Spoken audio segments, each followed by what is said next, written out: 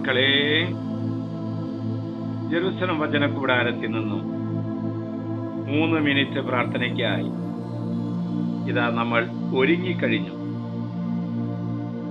എല്ലാ മക്കളെയും ഓരോരുത്തരുടെയും കണ്ണുനീരും പ്രാർത്ഥനകളും നിയോഗങ്ങളും യേശുവിന്റെ കൈകളിലേക്ക് സമർപ്പിക്കുകയാണ്.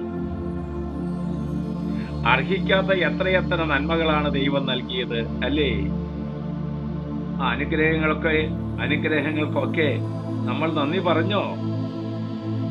നമ്മുടെ ഉദ്യമങ്ങളും പദ്ധതികളൊക്കെ മുടങ്ങിയിട്ടുണ്ടോ? വഴി അടഞ്ഞതുപോലെ തോന്നുന്നുണ്ടോ? അതിന്റെ കാരണം എന്താണെന്ന് വചനം വെളിപ്പെടുത്തുന്നു. സുഭാഷിത പുസ്തകം 3-ാം അധ്യായം 6-ാം വാക്യം ശ്രദ്ധിക്കണേ. നിന്റെ എല്ലാ പ്രവൃത്തികളും ദൈവ വിചാരത്തോടെയാകട്ടെ, അവിടുന്ന് നിനക്ക് വഴി തെളിയിച്ചു തരും. നമ്മുടെ വഴി മുടങ്ങിയത്, നമ്മുടെ ശുശ്രൂഷകൾ പരാജയപ്പെട്ടത്, നമ്മുടെ മക്കൾ ശോഷിച്ചു പോയത് എന്താണെന്ന് അറിഞ്ഞോ?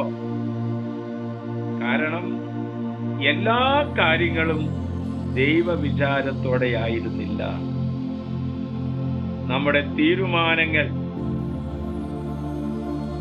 നമ്മുടെ ആഗ്രഹങ്ങൾ ദൈവത്തോട് ആലോചന ചോദിച്ചിട്ടായിരുന്നോ?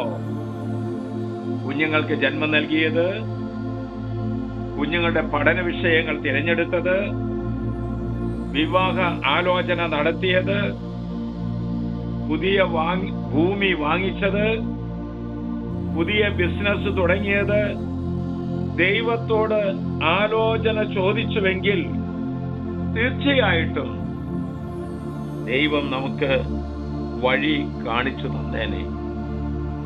നമ്മുടെ ദൈവം വഴി തെളിയിച്ചു തരുന്ന, വഴി കാണിച്ചു തരുന്ന ദൈവമാണ്. മനഃപൂർവ്വം പാപങ്ങളിൽ അകപ്പെടാതിരിക്കാൻ വഴി കാണിച്ചു തരും. വലിയ ദുരന്തങ്ങളിൽ അകപ്പെടാതിരിക്കാൻ വഴി കാണിച്ചു തരും. തെറ്റായ തീരുമാനങ്ങൾ എടുക്കാതിരിക്കാൻ വഴി കാണിച്ചു തരും. എല്ലാ പ്രവൃത്തികളും, ചെറുതും വലുതുമായ എല്ലാ പ്രവൃത്തികളും ദൈവ വിചാരത്തോടെയാകട്ടെ.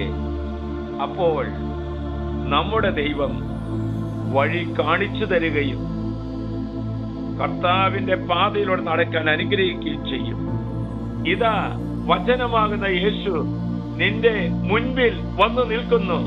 ആലോചന ചോദിക്കൂ, ആരംഭിക്കൂ. ആശ്വാസപ്രദമായ രാത്രി, പ്രതീക്ഷാ നിർഭരമായ പ്രഭാതം, സൽപ്രവർത്തികൾ നിറഞ്ഞ ദിവസം നൽകി അവിടുന്ന് നമ്മെ എല്ലാവരെയും അനുഗ്രഹിക്കട്ടെ.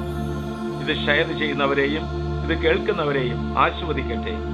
നമ്മുടെ കർത്താവ് യേശു മിശിഹായുടെ കൃപയും പിതാവായ ദൈവത്തിന്റെ സ്നേഹവും പരിശുദ്ധാത്മാവിന്റെ സഹവാസവും നാം എല്ലാവരോടും കൂടെ ഉണ്ടായിരിക്കട്ടെ, ഇപ്പോഴും എപ്പോഴും എന്നേക്കും.